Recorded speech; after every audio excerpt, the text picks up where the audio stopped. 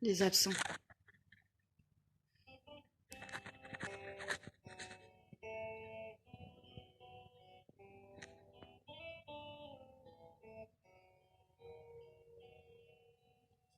C'est pas vraiment des fantômes, mais leur absence est tellement forte qu'elle crée en nous une présence qui nous rend faibles et nous supporte.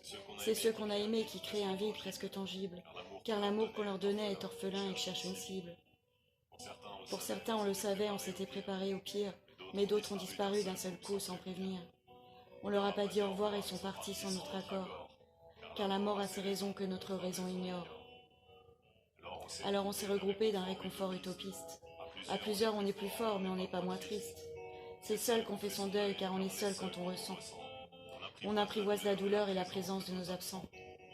Nos absents sont toujours là, à l'esprit et dans nos souvenirs. Sur ce film de vacances, sur ces photos pleines de sourires. Nos absents nous entourent et resteront à nos côtés. Ils reprennent vie dans nos rêves comme si de rien n'était.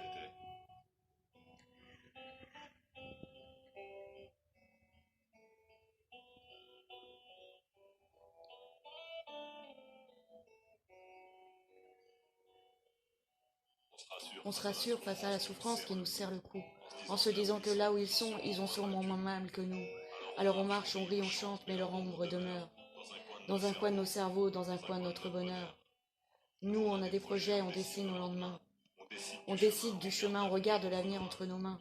Et au cœur de l'action, dans nos victoires ou nos enfers, on imagine de temps en temps que nos absents nous voient faire. Chaque vie est un miracle, mais mal est énervant. Je me suis bien renseignée, on n'en sortira pas vivant. Faut apprendre à l'accepter pour essayer de vieillir heureux. Mais chaque année, nos absents sont un peu plus nombreux.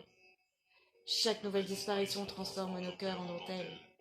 Mais le temps passe et les douleurs vides deviennent pastels. Ce temps qui, pour une fois, est un véritable allié. Chaque heure passée est une pommade, il en faudra des milliers.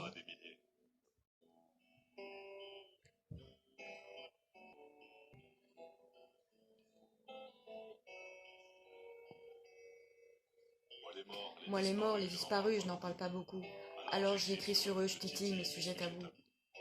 Ce grand mystère qui nous attend, notre ultime point commun à tous, qui fait qu'on court après la vie sachant que la mort est à nos trousses. C'est pas vraiment des fantômes, mais leur absence est tellement forte qu'elle crée en nous une présence qui nous rend faibles, nous supporte. C'est ceux qu'on a aimés qui créent un vide presque infini, qu'inspirent des textes premier degré. Faut dire que la mort manque d'ironie.